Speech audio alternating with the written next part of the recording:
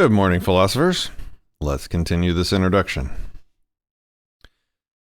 In statements of man's kinship with a beneficent, in statements of man's kinship with a beneficent, even loving God, and of a belief in conscience as the divinely inspired inner light of the spirit, his attitudes are religious beyond anything in Roman state religion.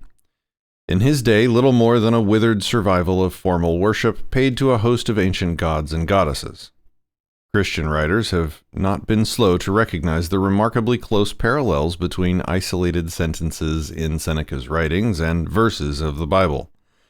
On the other hand, the word of, quote, God, or the gods, was used by the philosophers more as a time-honored and convenient expression than as standing for any indispensable or even surely identifiable component of the Stoic system. And the tendency of Stoicism was always to exalt man's importance in the universe rather than to abase him before a higher authority. The hope of immortality was occasionally held out, but Seneca does not play on it. To him, as to most Stoics, virtue was to be looked on as its own reward and vice as its own punishment. The religious hunger of the masses of his day was to be met not by philosophy, but by the cults of Isis and Mithras and Christianity. For the ancient world, then, apart from reviving philosophy and Latin literature, he spiritualized and humanized Stoicism. What of Seneca and modern philosophy? The latter, at least in the universities of the English-speaking world, has for some time been set on a course which he would certainly have condemned.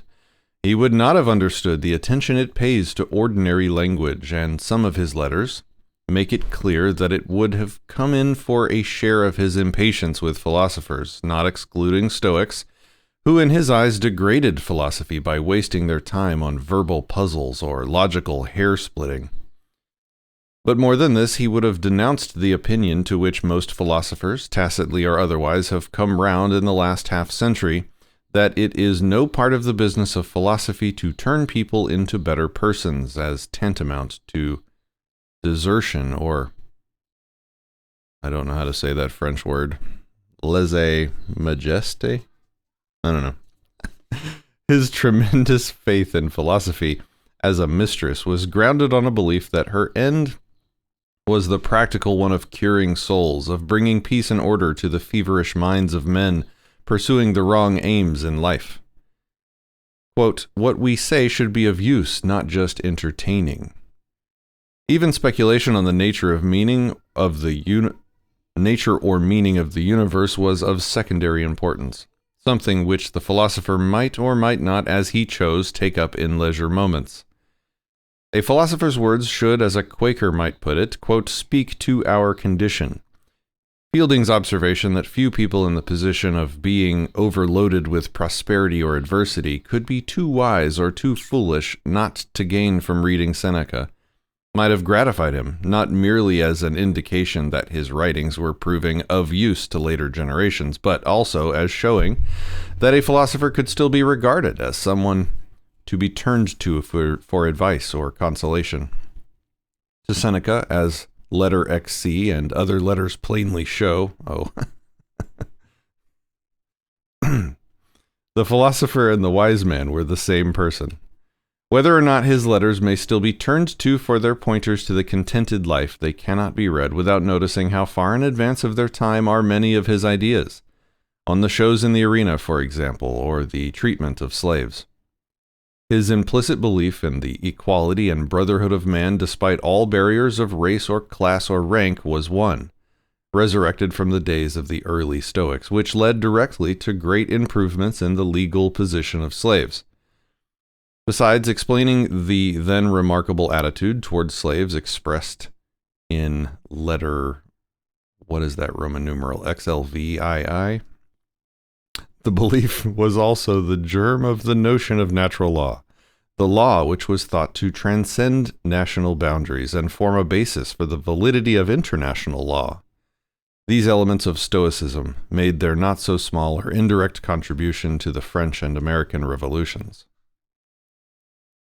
Seneca and literature. His letters and other writings. Seneca, Quintilian tells us, turned his hand to practically everything which can be made the subject of study. Speeches, poems, letters, dialogues, all surviving. Much of this is lost, including all his speeches, political and forensic, a biography of his father, and essays or treatises on marriage and superstition, and a variety of other subjects, mainly scientific. The works remaining to us, apart from brief poems or epigrams whose attribution to Seneca is sometimes doubtful, are of two main kinds. There are first the philosophical letters and essays, including treatises with such titles as The Happy Life, The Shortness of Life, Providence, Anger, Clemency, Problems in Natural Science, and Literary Consolations to Persons in Bereavements. And secondly, there are the tragedies, probably never staged and intended only for reading or recitation among a relatively small circle. The 124 letters to Lucilius comprise something entirely new in literature, for in these, which were his most conspicuous and immediate literary success, Seneca, if anyone, is the founder of the essay. As Francis Bacon put it to Prince Henry in the dedication of his own essays, the word is late, but the thing is ancient. Ancient? For Seneca's epistles to Lucilius,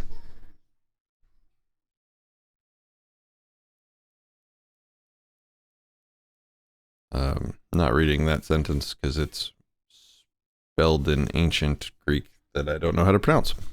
Moving on. The Epistulae Moralis are essays, not Greek. What am I saying?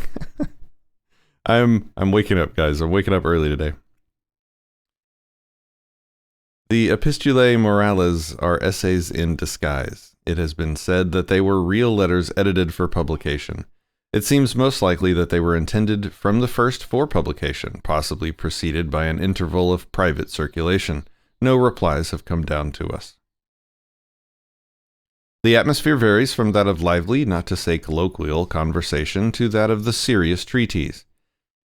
It is occasionally raised to higher levels, but generally remains informal. The teaching is generously eclectic. The first 30 letters of each contain some quotation from or reference to writings of the main rival philosophical school, the Epicureans. The introduction of imaginary queries or objections, often scathing in tone, from the correspondent or another interjector, and the frequent and urgent exhortation of the listener to self-improvement suggest the atmosphere of the diatribe. While confidences about the writer's own character and the not uncommon choice of consolation or friendship as a theme serve to keep up the air of the letter. Let's see. Style with Seneca is of considerable importance, notwithstanding his own condemnation of people who give less attention to what they have to say than to how they will say it. He is a signal example of a writer to whom form mattered as much as content. In writers like him, in what has commonly been called the Silver Age of Latin literature, constant striving after terseness and originality of expression gave rise to an arresting and not easily digested style. Just kind of skimming now. The result may read more naturally in Latin than it ever could in English, but is nonetheless apt to leave the reader dazzled and fatigued. Oh boy. His influence and appeal. While scholars and schoolmasters in the century following continued to condemn Seneca, early Christians were taking to this kindred spirit among pagan writers, so many of whose ideas and attitudes they felt able to adopt or share. Anthologies were made of him, and he was frequently quoted by such writers as Jerome, Lactantius, and Augustine. Tertullian called him often one of us. The extant set of letters purporting to be correspondence between Seneca and St. Paul, probably composed by a Christian, but apparently believed genuine until quite modern times, led Jerome to include him in his so-called Catalogue of Saints, and no doubt helps to explain his reputation in the Middle Ages, much as the supposed prophecy of the birth of the Messiah in Virgil's fourth Eclogue helped to make the latter's name in Christendom. All right. I think that's all. Note on the translation and the text. Translations and the aims and methods, when they are venturesome enough to profess them, of individual translators are seldom hard to criticize. But however far men of letters may find themselves from agreement on the principles of translation from a classical author, I'm not going to read this. Multiple pages on how they translated it. Then there's a postscript to the introduction. Is this worth reading? Nope. Moving on. Letters from a Stoic. Letter 2. And I think we'll just end with this first letter in the book, which is letter 2, for the record.